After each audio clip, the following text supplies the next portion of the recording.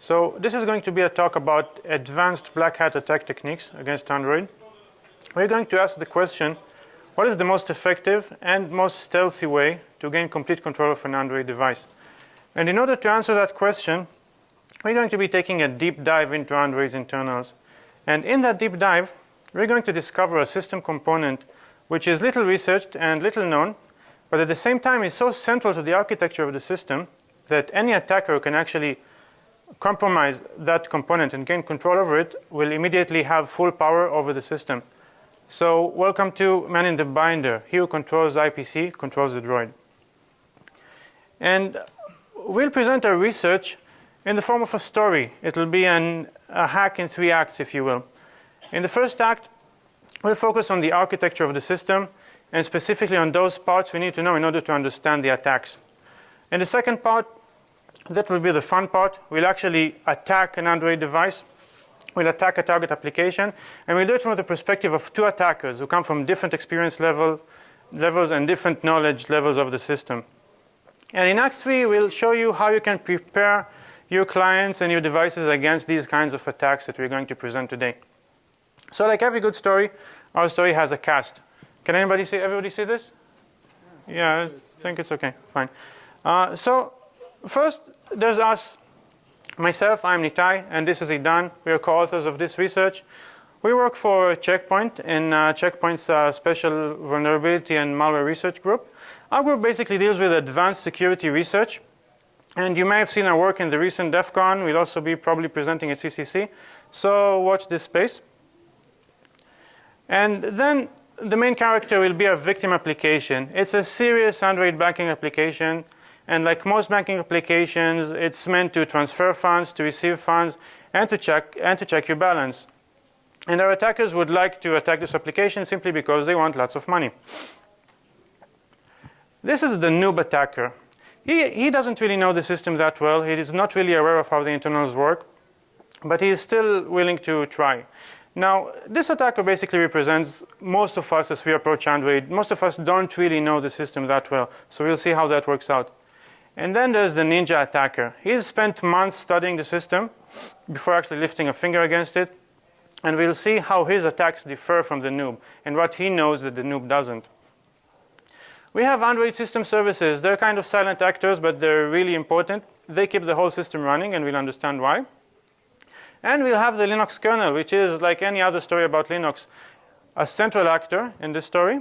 But as you'll see in Android, the kernel is not as important as in other Linux systems, and we'll understand why. And now we come to our main mystery, all-powerful character, the binder. You may have not heard about the binder, but it's actually handling your most transactive data behind the scenes thousands of times a minute. And we learn all about the binder today, but the one thing you need to understand now is that everything goes through the binder. And now let us start with Act 1, in which we'll learn about the architecture of the system. And for that, I give you Idam. Hi, everyone. So first of all,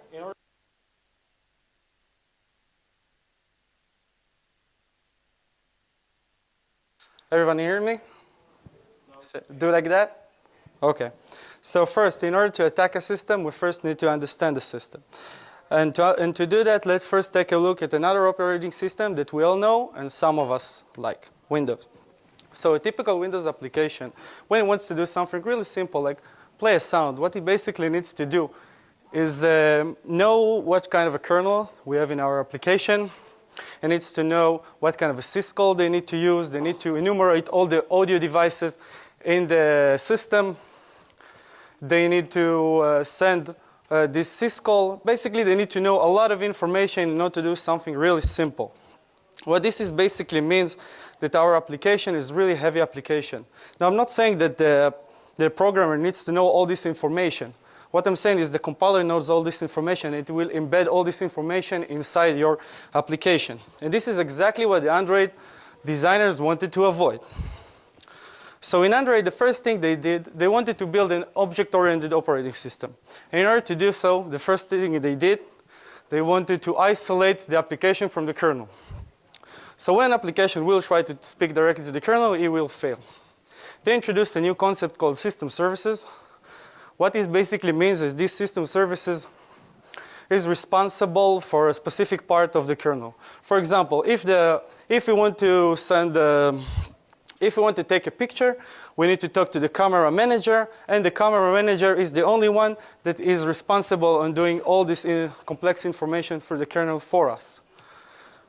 So this is all nice and fun, but we still have a question. If we say that we can't talk directly to the kernel, how can we speak with the other processor?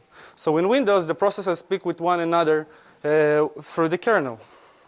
In Android, we have what is called the binder. So the binder is a simple inter-process communication mechanism that is in charge of passing the remote procedure calls to the required services. For example, if we want to play a sound, our application, we need to send a remote procedure call to the audio manager, and the audio manager will handle all this transaction for him. Okay, so now let's take it and remember, everything goes through the binder. It's a very important thing here, so remember. Now let's take a look at how Android developers implemented binder. So they implemented it in two parts. The first part is a user-land framework part that is responsible on wrapping the remote procedure call into some special container, and another part called the driver kernel, which is responsible to pass that information to the required process. So again, our example, when we want to play a sound, we'll need to wrap that information using the user-land part. We'll send it to the driver part using the IOCTL syscall, and then unwrap it again using our user-land framework into the other application. And he will talk for us to the driver, the specific driver. Now the parcel is basically a flexible, extendable data object that is will have all the information that we need in order to invoke the remote procedure call. So the first thing is we're going to have the destination. As you can see right here, we have the destination for this time is a media player. So we're going to have a string to where we're supposed to go. After that, we're going to have the function code. The function code is going to tell us which function we want to invoke in the other side. And then we're going to pass the arguments to this function. In this example, we're going to send two numbers, the left volume and the right volume. And in this case, it's ones. Okay, now let's do a short recap, just to see that everyone understands what happened until this point. So when our application wants to play a sound, he will send it to the user space part, and then he will wrap it inside a parcel. The parcel will be sent into the driver part. The driver part will parse that information and pass it to the required process. And then again, he will send the right syscall in order to play that sound in the system. Okay, so this is like, now you can see the real picture of Android. Now you can see what's really going on. We have a lot of applications. Those applications are sending a lot of requests through the binder. We have a lot of system services that are receiving those requests through the binder and handling all the communication. What I'm basically trying to say here, everything goes through the binder. And now for the fun part, I'll give you Nitay for some really cool attacks. Nitay. So you ready for some entertainment? Well, in this act, we look at some really popular attacks against Android, and we look at the old way of doing them, and we look at the new way that we think they'll be done in the future. Well, we'll have 3 rounds, and we'll have our 2 attackers having a face-off. Again, I remind you, we have a noob attacker and a ninja attacker, and we see the differences between them. And the first target is the most simple, the most common kind of attack you'd want to have against a device, keylogging. They simply want to capture the keystrokes of the user, specifically when he's putting in his user and password into the banking application. Let's see how the noob attacker actually approaches the problem and how he sees the system. Well, a noob attacker doesn't really know the system that well. And what he sees is that there is a keyboard server, which is a system service, for which our application basically registers, and it receives the keystroke data from that server. So there's this back and forth going through from the application to the server, and that's how the keyboard data gets sent. And that's what the noob attacker sees. Now, in order to attack the application, the noob attacker uses a very simple approach. He's using social engineering. He basically tries to manipulate the user into installing a malicious keyboard application, which would then just grab the keyboard data and send it to a CNC server. Now, this is a very common approach. It's surprisingly popular. We might say that it's actually the only approach in the wild to implement keyloggers on Android. We've seen some recent attacks against it, imitating popular keyboard applications and causing users to install them. And the problem with this, of course, is that it's very easy to spot. All the user has to do is simply go into the application menu, see that a malicious keyboard application is being installed, and remove it. And antivirus vendors focus specifically on those sort of issues. They know how to identify malicious packages. They use hashing techniques to identify applications they need to remove. So this is a bad approach which doesn't really work that properly. Now let's look at how a ninja attacker would try to do it, and how, first of all, how he would view the system. Well, when a ninja attacker looks at the system, the first thing that he takes into account is that everything goes through the binder. And what does that mean in this context? Well, it means that as the keyboard data gets sent from the keyboard server to the application, to the banking application, it all moves through binder in those parcels we've discussed. So the only thing we need to do is capture these parcels and parse them and get the keyboard data out of them. And for that, we'll have a demo. I'll show you exactly how that's done.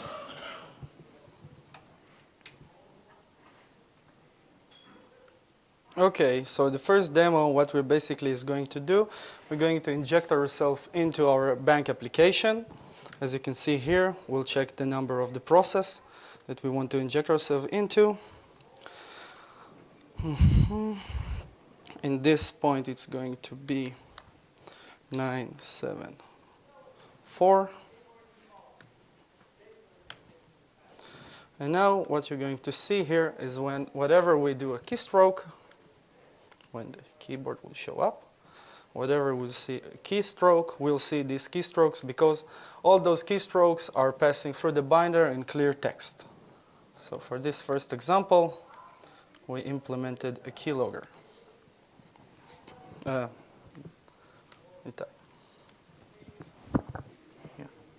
Are you? Yeah.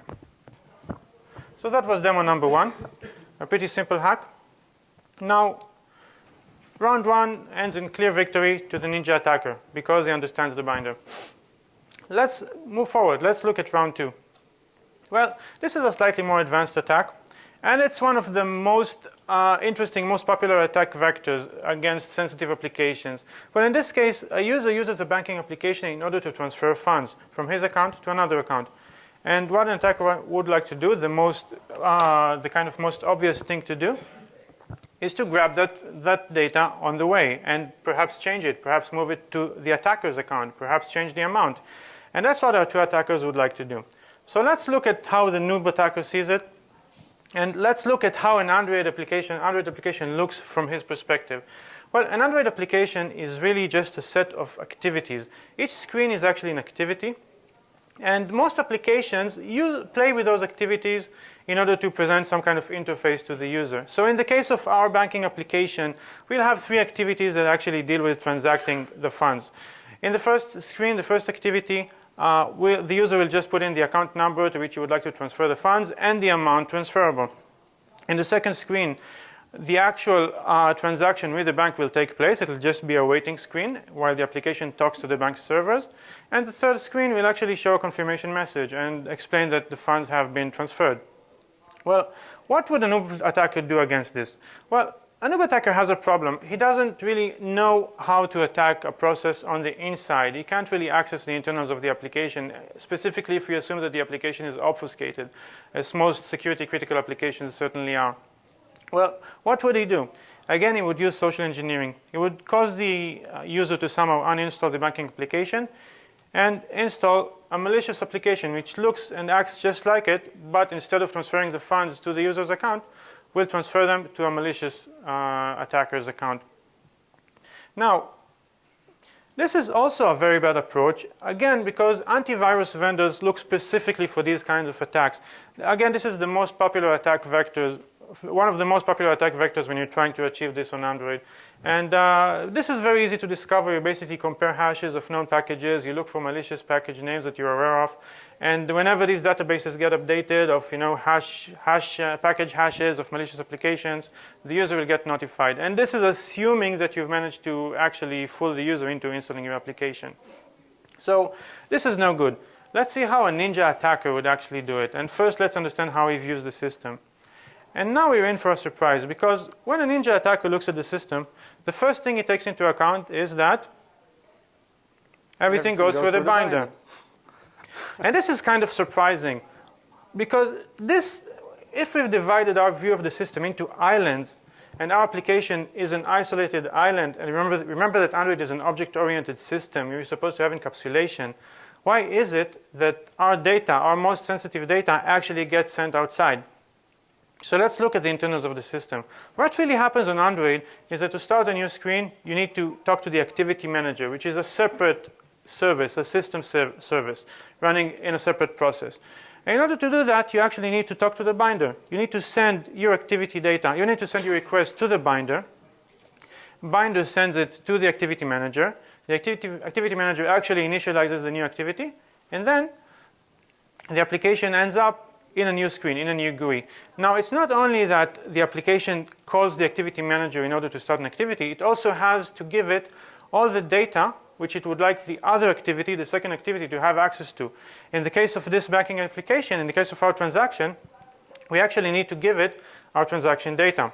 Now, most developers are not aware that this data is actually going to another process. So even highly security-aware developers will just send this data in plain text. And then, to complete the transaction, again, we'll call the activity manager to start the third activity, and that will be a confirmation message to the user. So what would our ninja attacker do? Well, that should be obvious by now. It will simply capture the data as it goes through the binder in plain text. And that's just like a sample buffer that we've captured. You can just change the amount, change whatever you want, and the application will not know a thing. It will just be presented to the next activity as if it's the real data. And in this attack, what we've done is simply changed the account numbers in transit.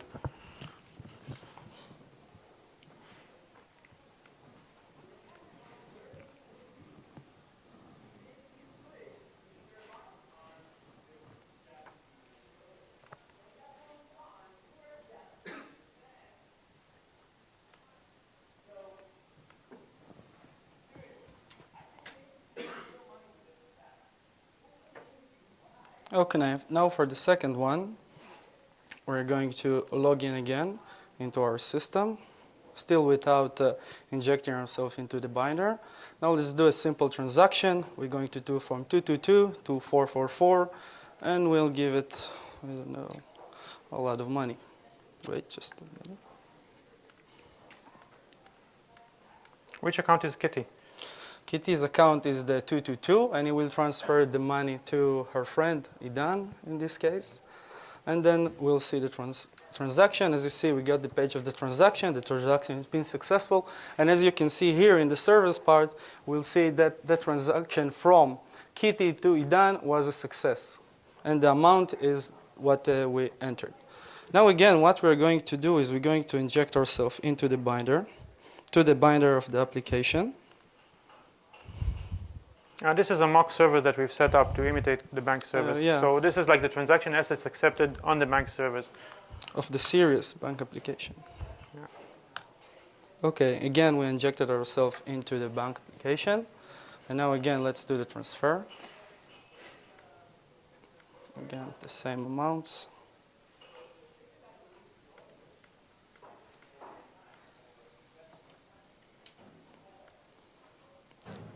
And as we see in the application, we still got a success. But if you can see the where to, we see that we change it to 1337. And we change also the amount just for the fun from 100,000 to 900,000. Should have been $1 million. Yeah, maybe next time. Yeah. You're ambitious. It's good to be humble though. Yes. Okay. So that was our second attack. And just a personal note about that. I've worked with some banks before, like reviewing source code and all that. And it's really overwhelming how many banking applications use this approach. They just take a whole bunch of really sensitive data, like confirmation numbers, tokens, user accounts, amounts, funds, and all of this just goes in plain text as you've just seen. So you may say that our application is kind of like a demo application, but that's not the case. That's actually real in many cases. So that's a point to take home. So we have a clear victory for our ninja attacker, so that's 2-0. And now we have our final attack. This is also a really popular attack on Android, intercepting SMS. And in this case, the problem that our two attackers are facing is that when the victim user actually transacts funds, he needs to get some kind of confirmation SMS from the bank and just like put the number somewhere. That's also something quite common in banking applications. So our attackers actually need to intercept that SMS and get the confirmation number in order to get the money. So how would our noob attacker actually approach the problem? Well, in Android, we have a telephony manager, which is a system service that actually talks to the hardware and gets the SMS messages from the baseband. And we have our regular SMS application, which is just a normal user application. This is what most of us use to send messages. And this gets input from the telephony manager and presents the SMSs to the user. So what would a noob attacker do? Well, the most common approach in Android today to get SMSs is just to ask politely. You just cause the user to somehow install a malicious application which has permissions to read and to write SMSs. You grab the SMSs on the way, and you can just abort the broadcast so the user doesn't really see the SMS as it comes through. And that's what normally is done today by malicious banking malware on Android. And again, why is this a bad approach? Well, it's just easily discoverable. And a very common heuristic today in antivirus software is simply to scan packages for their permissions, just to open the manifest and look for any out-of-the-ordinary permissions, something that shouldn't be there. And read SMS and write SMS are just the specific permissions that always raise the red flag. So it's very easily discoverable, and the user gets a prompt and uninstalls the application. So another fail, unfortunately, for the noob. How would the ninja approach it? Well, the ninja knows that.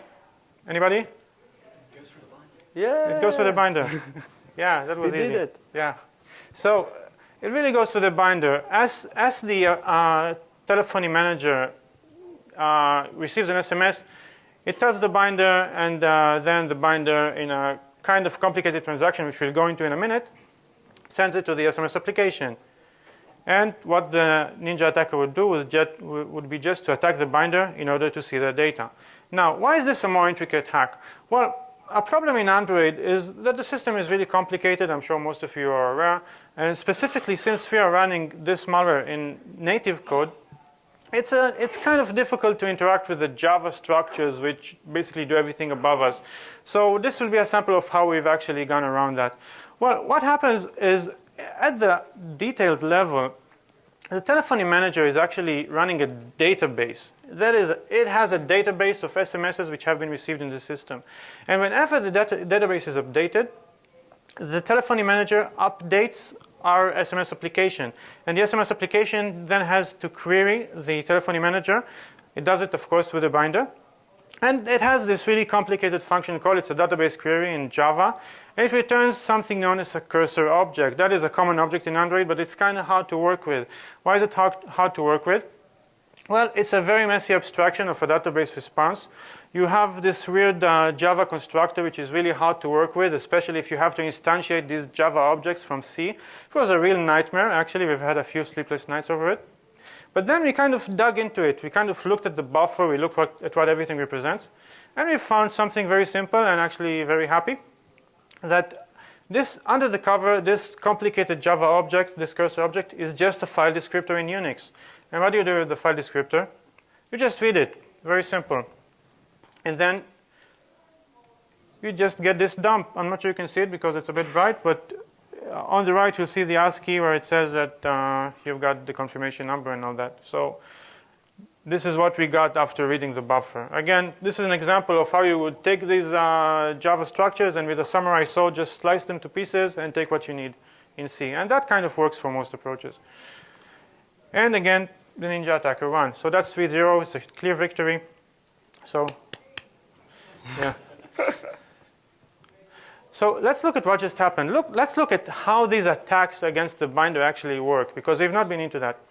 And what happens in binder is that you have one hook to rule them all. This is the critical point. This is the point where the system calls the ioctl, which actually goes into the kernel driver. And it is right here at this very point that you can gain complete control of the system if you just hook this one place.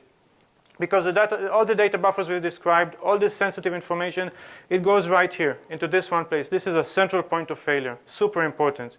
So, and this also offers you a lot of possibilities for stealth, because you have a very complicated function structure all going down towards this point, because it all has to go through binder. And you can literally hook hundreds of points on your way to this. So any software which wants to look for you has a lot of work to do. And it has to really understand the system before it can find you. Now, this is an obvious question which some of you may have been thinking about already. Don't you need root in order to inject code into another service, another process? And the question is, of course you do. But we're saying that this is not really an issue on Android anymore. And what do we mean? Well, we have all these Android operating systems right up to KitKat.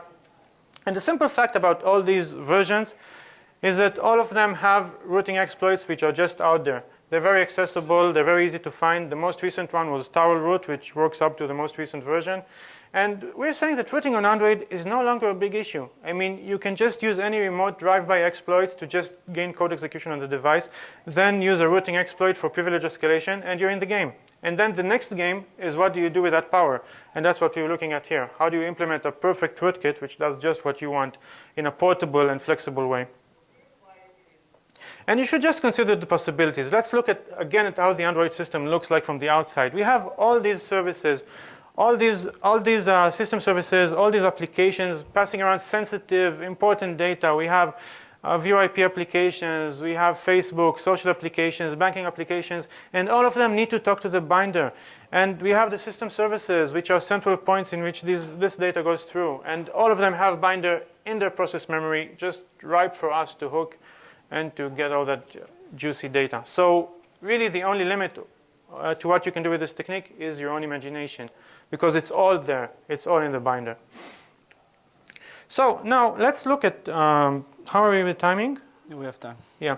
So let's look at how we actually need to prepare our system, what we can actually do against this kind of attack in order to make it less dangerous. And I should emphasize that we believe that this is actually the future of malware in Android, so we should all be prepared. Well, there are plenty, as I said, there are plenty of rooting exploits, and what this really means is that the Android security model that we all know and love should no longer be taken for granted. We should no longer say that we should count on a device not being rooted, because that's no longer a reality. And the problem we're facing is that antivirus software doesn't have permissions to actually fight the kind of threat that we're showing here. Android antivirus software runs within the sandbox. It runs within the security model of Android. So the question needs to be asked, what can we do? Well, first of all, a developer on Android and any security experts on Android need to understand that they have to take control of their own process memory space. This process memory is theirs.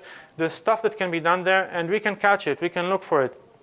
Second, we need to, if there's any sensitive data going through binder, going through IPC, we might want to minimize it. And we first of all need to be aware of what is it, and then we need to control it and see, does it really need to go to the binder? And there are steps that can be done against that.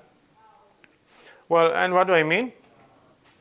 We'll come to that in a second. But regarding memory scanning, what we should do, like these are just solutions we should be taking home in order to counter this threat. Now, first of all, a developer or a security developer should scan memory for weird stuff that's happening there. In this case, our hooks that we've put. Against this is a difficult task because stealth is really built into this solution because there's so many places you can hook. But there's a lot to be done by just scanning your process memory, protecting it using anti-debugging techniques. This has been done for years on Windows. Any secure Windows software uses these techniques like anti-debugging, anti-reversing to protect itself. And this also needs to be a reality on Android. Second, you should probably implement your own keyboard within the process in order to protect it. And what we mean is that we saw that all this keystroke data is going through the keyboard server. It's very transparent, it's all in plain text, and it's very easy to capture. It would be much harder for an attacker to capture the device as it moves within your own application if you actually implement your own keyboard as part of the application. And you need to remember to encrypt the keystrokes because it will all still go through the activity manager. And third, if there's anything important that goes through binder, as we saw in the example of those banking transactions, you probably need to encrypt it.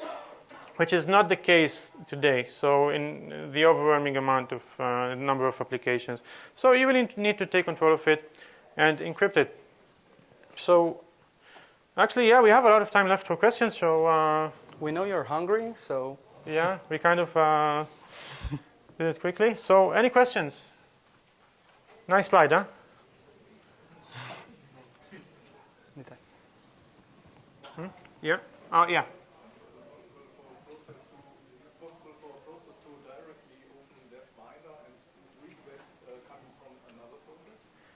Yes, actually it is. It's very possible. Your own process, well, binder is basically a transaction mechanism. And in every process in Android, binder is actually already preloaded. It's part of the zygote, if you know what I mean. So that gets forked and replicated into every application in Android. So yeah, you have it in your memory space. And anything that comes to your process, it's visible there.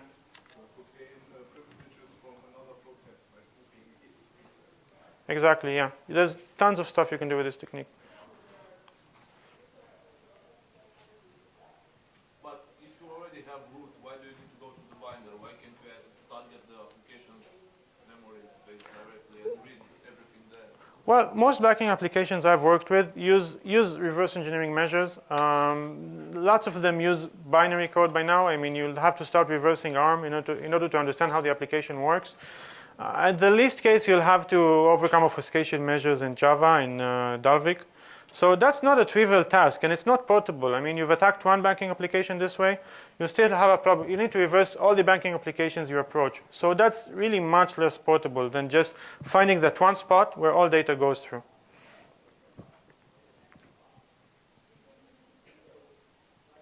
Okay, thank you very much. Thank you, guys.